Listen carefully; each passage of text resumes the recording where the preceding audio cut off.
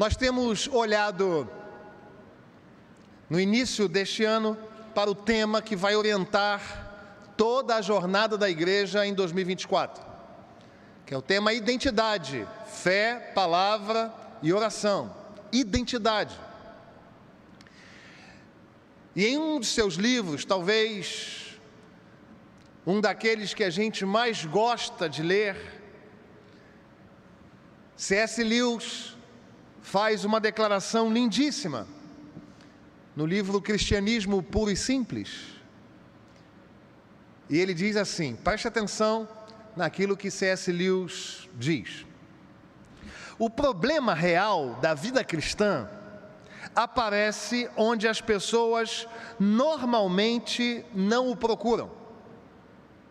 Ele aparece no instante em que você acorda pela manhã. Todos os desejos e esperanças para o dia correm para você como animais selvagens. E a primeira tarefa de cada manhã consiste simplesmente em empurrá-los todos para trás, em dar ouvidos a outra voz, tomando aquele outro ponto de vista, deixando aquela outra vida mais ampla, mais forte e mais calma entrar como a brisa.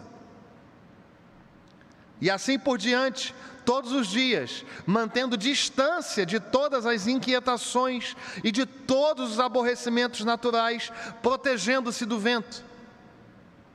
No começo, somos capazes de fazê-lo, somente por alguns momentos. Mas então, o novo tipo de vida estará se propagando por todo o nosso ser, porque então estamos deixando Cristo trabalhar em nós no lugar certo. Trata-se da diferença entre a tinta que está simplesmente deitada sobre a superfície e uma mancha que penetra naquela superfície. Quando Cristo disse: sede perfeitos, quis dizer isso mesmo. Ele quis dizer que temos que entrar no tratamento completo. Pode ser duro para um ovo se transformar em um pássaro. Seria uma visão deveras divertida e muito mais difícil tentar voar enquanto ainda se é um ovo. Hoje, nós somos como ovos, mas você não pode se contentar em ser um ovo comum, ainda que decente. Ou sua casca se rompe, ou você apodrecerá. Este é um texto de Cristianismo Puro e Simples de C.S. Lewis, que aponta para a necessidade de nós cristãos passarmos por essa transformação diária na presença do Senhor. É interessante como, lendo estas palavras de C.S. Lewis, nós vemos o quanto elas são verdadeiras na nossa vida. Pelo menos na minha vida, é assim que acontece. Eu abro os olhos pela manhã e as expectativas daquele dia já me assaltam. Os compromissos agendados para aquele dia já tomam conta do meu coração. Afinal, tem hora para tomar café, tem hora para sair de casa, o primeiro gabinete pastoral na igreja já está agendado, a visita já está agendada, e se nós não nos apercebermos daquilo que nos é como bênção todos os dias pela manhã, nós somos invadidos por esse tipo de sentimento, e o desafio é empurrar todas aquelas inquietações do nosso dia para trás e sermos preenchidos pela esperança, pela calma, pela paciência, pelos dons espirituais de Deus em Cristo Jesus. O texto que lemos precisa ser contextualizado para antes do capítulo 9. Nós devemos olhar para o capítulo 8 do livro dos Atos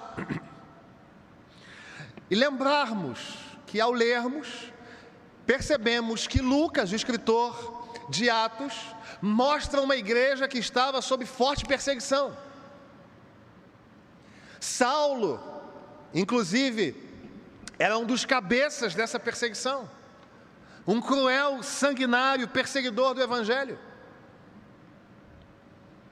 No capítulo 8, nós vemos que Saulo está no ambiente da morte do diácono Estevão. E agora, no capítulo 9, então, nós vemos Saulo pedindo autorização ao sacerdote para ir procurar, pesquisar onde estavam, querendo descobrir os esconderijos dos cristãos, para os perseguir e prender. Cruelmente, este homem vai então numa viagem a pé, de aproximadamente 7 dias, para perseguir homens e mulheres como nós, servos do Senhor. No entanto, no caminho, já chegando a Damasco, os historiadores dizem, pela lógica, de que já eram 6 ou 7 dias de viagem, ele já estava próximo à cidade. O próprio Senhor Jesus se manifesta a ele, com a sua glória, com a sua luz. Ele cai ao chão, e ele pergunta: quem és tu, Senhor? E o Senhor diz: eu sou o Cristo, aquele que é o Deus da igreja que você tem perseguido. É isso que ele diz? Não. Eu sou aquele que é adorado por aqueles que você tem perseguido. Também não. O Senhor diz: eu sou Jesus, a quem tu persegues. E naquele momento, então, num misto de sentimentos, num misto de pensamentos, o apóstolo Paulo percebeu que ele não estava a perseguir crentes, porque fazendo mal, intentando mal contra o Filho do Senhor, ele discerniu que ele estava perseguindo o próprio Cristo pela palavra do próprio Senhor. E aí então, humilhado já na presença do Senhor, ele tenta abrir os olhos e já não mais enxerga. E aquele que era o líder da viagem, o líder que ia buscar matar e prender cristãos, ele agora é alguém que necessita de pessoas que lhe dessem as mãos, para que ele pudesse agora seguir a ordem deste Senhor que ele estava a perseguir.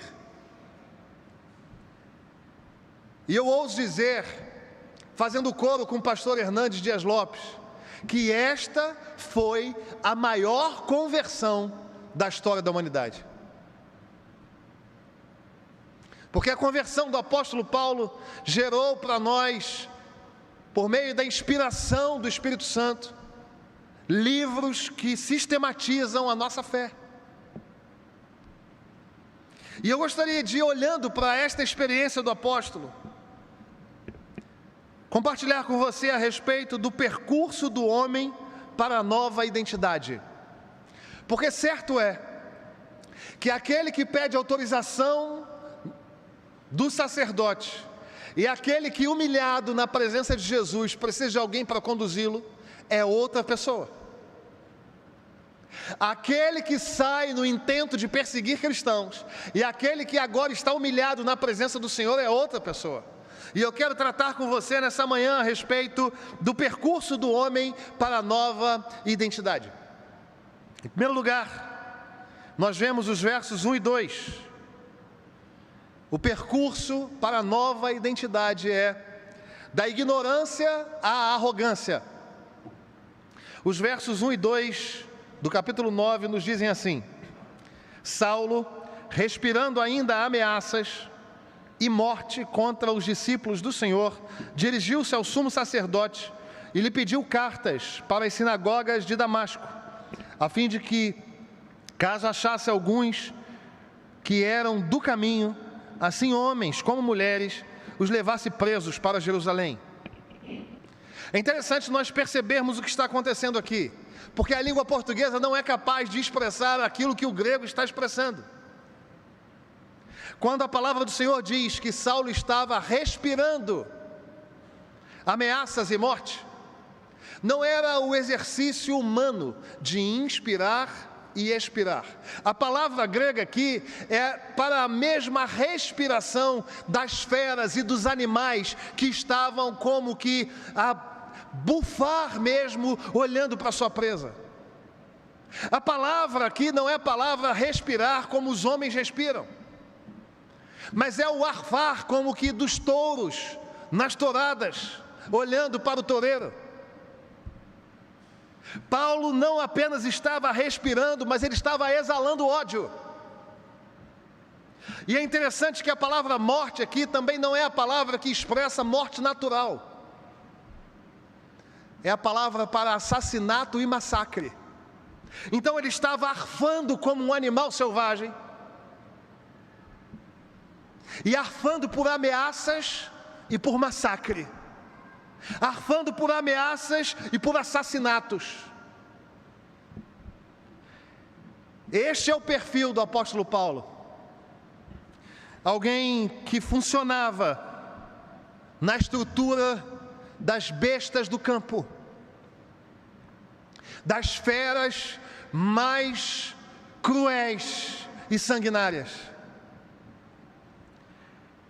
E agora esse homem munido de cartas, com autorização legal, ele vai com este espírito, respirando ameaças e morte, marcado por brutalidade, por uma verdadeira ignorância, porque ele não conhecia.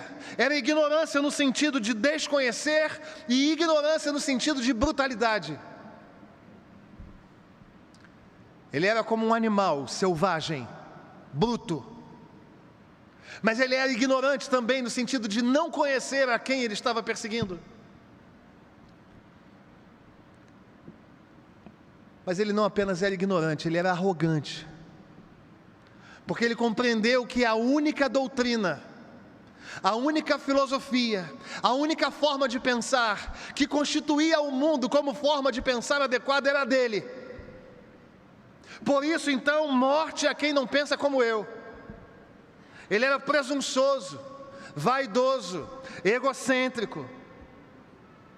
Se não é como os meus mestres me ensinaram, estão errados todos e, portanto, passíveis de morrer. E a pergunta que você pode fazer é: como isto se aplica à minha vida? É porque todos nós, quando somos encontrados pelo Senhor Jesus, somos igualmente ignorantes e arrogantes. Esta é a história do apóstolo Paulo, mas esta é a minha história. Todos aqueles que começam a jornada da transformação feita pelo Senhor para tirá-lo do atual momento, da atual identidade e apresentar uma nova, é ignorante e arrogante. Antes do Senhor nós éramos encontrados como inimigos da cruz.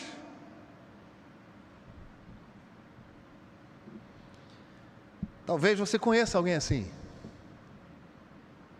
Alguém bruto, selvagem, que não tem tato para falar, para se relacionar. É alguém que está sempre disposto a pegar a espada e partir para a guerra. É alguém que está sempre disposto a agredir com palavras, com atitudes, com gestos. E isto marca o início de uma jornada na transformação da identidade. Você pode conhecer alguém que conseguiu vencer e sair desse lugar da ignorância, chegando ao lugar da arrogância. Afinal, eu sou o único certo. Aliás, eu não entro em disputa alguma para perder, porque os meus argumentos são os melhores. As minhas ideias são sempre as melhores. O meu jeito de falar é sempre melhor do que você entendeu. E se há alguém aqui assim, você precisa ser transformado pelo Senhor. O Senhor está aqui para fazer com você aquilo que fez com o apóstolo Paulo, ignorante e arrogante, transformá-lo desse lugar em um outro lugar, tirá-lo desta identidade e apresentar a você uma nova identidade. Portanto, o percurso para uma nova identidade, em primeiro lugar, é da ignorância à arrogância. Mas, em segundo lugar, da arrogância ao quebrantamento. Olha o que diz a palavra do Senhor nos versos 3, 4 e 5. Seguindo ele estrada fora, ao aproximar-se de Damasco, subitamente uma luz do céu brilhou ao seu redor. E caindo por terra, ouviu uma voz que lhe dizia: Saulo, Saulo, por que me persegues? E ele perguntou: quem és tu, Senhor? Se o primeiro estágio da transformação é da ignorância à arrogância, o segundo estágio da transformação é da arrogância ao quebrantamento. Se nós olharmos bem, nós vamos ver de que quebrantamento o pastor está falando. Vamos olhar para o texto. Em primeiro lugar, uma luz do céu brilhou. Perceba, isto não é algo feito por algum humano. De alguma maneira, não é nenhum poder terreno. Não é nenhum tipo de convencimento humano, de relações humanas. Tem que ser uma luz do céu que brilha. É a Shekinah de Deus. É a presença gloriosa do Senhor. Perceba, irmão, se há alguma dúvida com relação a quem escolhe quem, a conversão do apóstolo Paulo é uma prova inequívoca de que é o Senhor quem escolhe pessoas. Esse homem não é um adorador que buscava a Deus.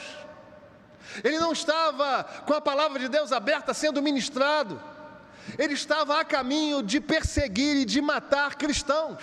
E o Senhor resolveu, única e exclusivamente pelo seu poder e pela sua vontade, monergisticamente, somente por um lado, o Senhor foi lá e falou: você é meu, e se manifestou a ele com luz.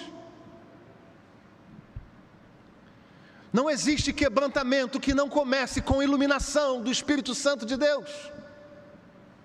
Não existe quebrantamento que seja vinculado a qualquer coisa desta terra. Não existe quebrantamento que comece apenas nas relações fraternas da igreja.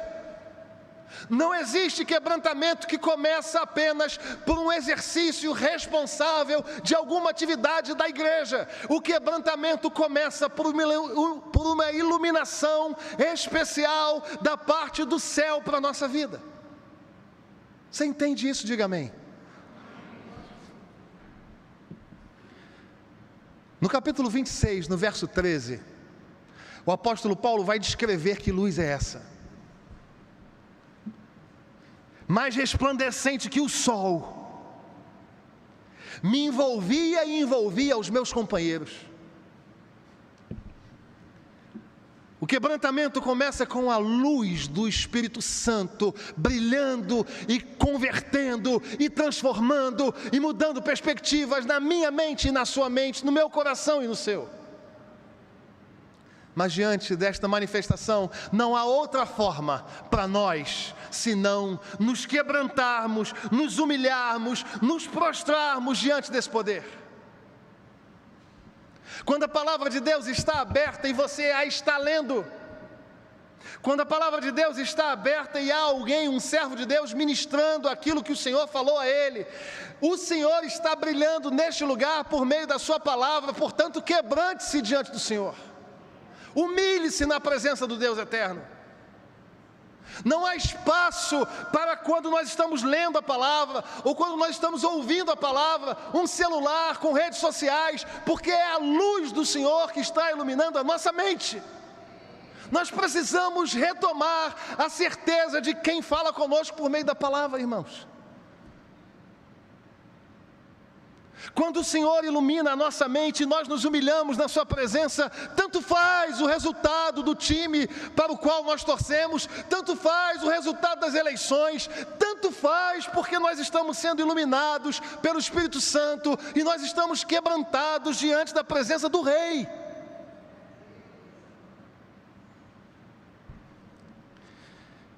E esse quebrantamento que começa com a luz do céu, que gera humilhação, prostração, quebrantamento,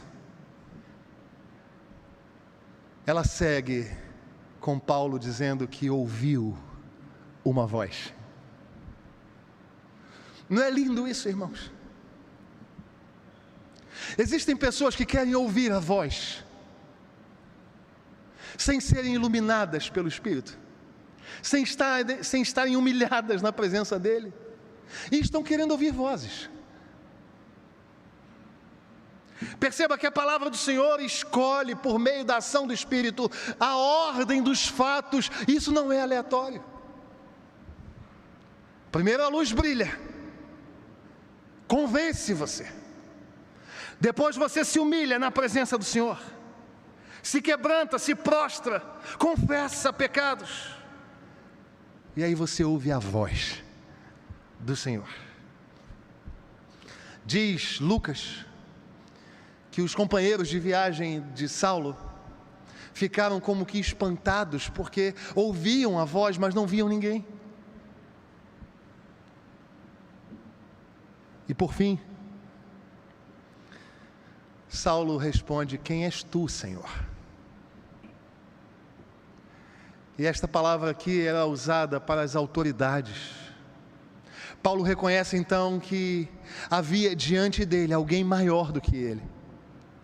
Havia diante dele alguém que tinha poder sobre ele. Havia diante dele aquele que o mundo não poderia explicar na sua essência, porque ele transcendia tudo aquilo que cabia na mente do apóstolo Paulo. Então ele reconhece o senhorio do Senhor. Você entende de que quebrantamento eu estou falando? Da arrogância ao quebrantamento, e é disso que eu estou falando. Todos nós, antes da nossa conversão, antes de o Senhor ir ao nosso encontro e nos resgatar com mão firme, nós vivíamos da arrogância, da ignorância à arrogância. Mas uma vez que Ele nos resgata, nós saímos da arrogância ao quebrantamento. E então nós fomos invadidos, conquistados pela luz do Espírito Santo. Nos humilhamos na presença do Senhor, clamamos por perdão de pecados, ouvimos a sua santa voz por meio da palavra, e aí então declaramos: o Senhor é o meu Deus, Jesus é o meu Senhor.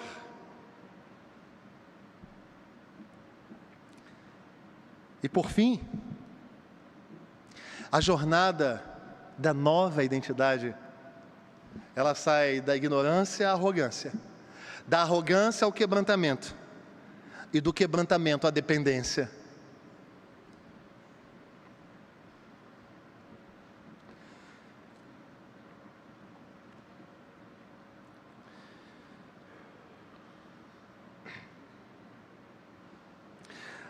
O verso 5 diz assim: eu sou Jesus a quem tu persegues, mas levanta-te e entra na cidade, onde te dirão o que te convém fazer. Os seus companheiros de viagem pararam emudecidos, ouvindo a voz e não vendo contudo ninguém. Então se levantou da terra, e abrindo os olhos nada podia ver, e guiando-o pela mão, levaram-no para Damasco. Uma vez quebrantados na presença do Senhor, nós podemos descansar na providência santa do Senhor. Ainda que você não esteja vendo escapes, ainda que você não esteja vendo soluções, ainda que você não esteja vendo com os olhos humanos, você pode estender a mão e dizer: Senhor, me leva, eu confio no Senhor. E numa sociedade que aprendeu que é o chefe, que é o líder, que é quem ordena, que é quem leva, que é quem conduz, nós precisamos do quebrantamento do Senhor, para assumirmos: Senhor, Tu és o meu Deus, e eu espero no Senhor todo dia. Nós caminhamos por fé, irmãos. Nós não caminhamos por aquilo que vemos. A primeira lição da jornada do ministério do apóstolo Paulo é: você não precisa ver para saber que eu conduzo todas as coisas. Você já viveu situações assim? Em que você olha para a agenda semanal, você olha para a agenda de compromissos, você olha para os conflitos que se apresentam e falam: Senhor, o que eu vou fazer?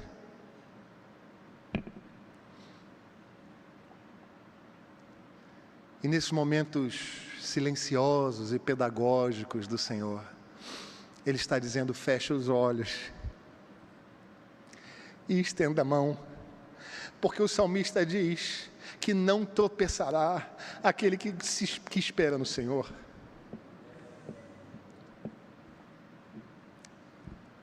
Estive a pensar a respeito de por que os passarinhos não caem dos fios quando dormem. Parou para pensar nisso? Os passarinhos estão no fio e eles dormem. Qualquer um de nós ali cairia na primeira cochilada. Mas o Senhor os fez com uma articulação que, quando Ele dobra o joelho dele, que é para trás, os tendões das mãos se apertam. E pensando nisto, o Senhor me fez pensar na nossa vida. Quando nós dobramos os nossos joelhos, nós descansamos na segurança e na providência do Senhor. Dobre os seus joelhos, espere cada dia no Senhor. E assim, o apóstolo Paulo recebeu uma nova identidade. Ele saiu da ignorância à arrogância, da arrogância ao quebrantamento e do quebrantamento à dependência. A pergunta é: em que lugar você está? Hoje, aqui e agora. Você está naquele lugar em que você ignora e resolve não conhecer o Senhor? Porque se você está neste lugar, você não veio aqui à toa.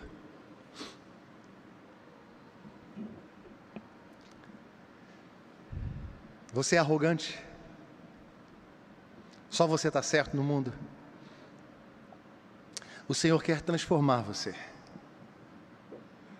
Quer te tirar desse lugar de ignorância, de arrogância, e te mostrar o quanto vale a pena ser quebrantado, o quanto vale a pena ser iluminado por Ele, o quanto vale a pena estar prostrado aos seus pés, o quanto vale a pena ouvir a sua doce voz, o quanto vale a pena reconhecê-lo como Senhor.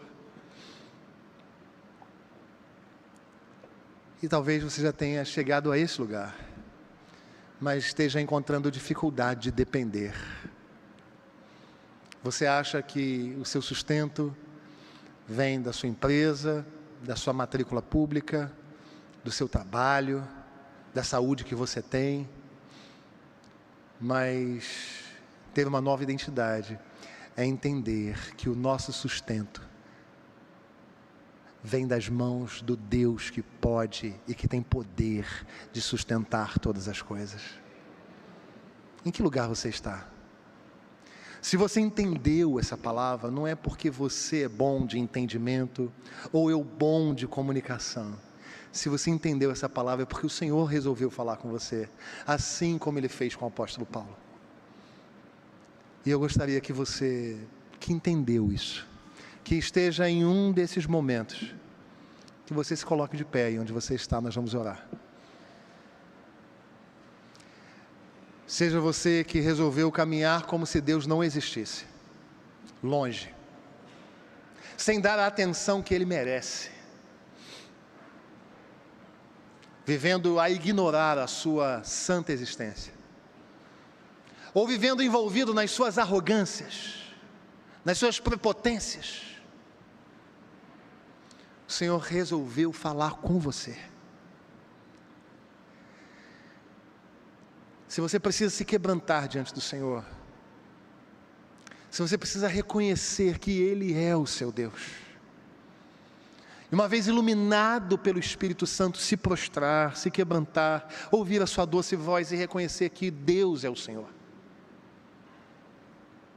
Ou, se você consegue fazer isto, mas tem dificuldade de fechar os olhos e estender a mão dizendo: Senhor, me leva, cuida de mim, abre portas para mim. Eu quero que você se coloque de pé, não se furte desse momento.